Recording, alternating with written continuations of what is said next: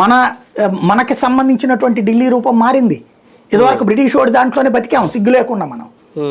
ఇంకా ఏంటి వీళ్ళ ఆత్మాభిమానాన్ని మనకు చూపించింది. పైగా బ్రిటిష్ వాడి కంటే ఎక్కడోళ్ళే దోచుకున్నారు లాంటి దిక్కుమాలిన పదాలు వాడతా బ్రిటిష్ వాడిని గొప్పోడిగా చేసి చూపించారు మనకి. బ్రిటిష్ వాడు అనేవాడు ఇప్పుడు ధవళేశ్వరం దగ్గర ఆనకట్ట కట్టాడు, సరార్దర్ కాటన్, వాడు గొప్పోడు అని చెప్పి ఇక్కడ మనకు పుస్తకాల్లో రాశారు. ఈ రాసిన దరిద్రులు ఎవరు? కాంగ్రెస్ ప్రభుత్వాలు కాదా? రాయించినటువంటిది కాంగ్రెస్ కాదా?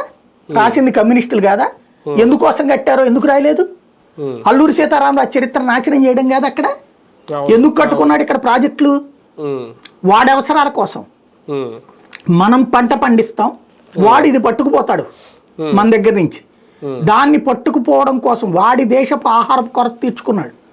ఆ మధ్యన బ్రిటన్ ప్రభుత్వంలోనే డైరెక్ట్గా మాట్లాడినటువంటిది ఉంది. ఎవడో ఎందుకు వాళ్ళ శశి థరూర్ని అడగమనండి. బీజేపీ ప్రభుత్వం వచ్చాకనే శశి థరూర్ని అక్కడ పార్లమెంట్లో మాట్లాడడానికి పంపించింది. ఏది ఐక్యరాజ్య సమితిలో భారత ప్రభుత్వం పంపిస్తే చెప్పుకొచ్చాడు ఆయన ఓపెన్గా. ఏంటది? భారతదేశాన్ని సరిగ్గా బ్రిటన్ పరిహారం ఇస్తే 28 లక్షల కోట్ల రూపాయలు ఇవ్వాలి. 28 లక్షల కోట్లు ఏడాదికి ఒక 20 ఏళ్ళు ఇవ్వాల్సి వస్తుంది. ఎందుకంటే అంత దోచుకుంది మన దేశాన్ని. 200 సంవత్సరాలు దోచుకున్న దరిద్రుల్ని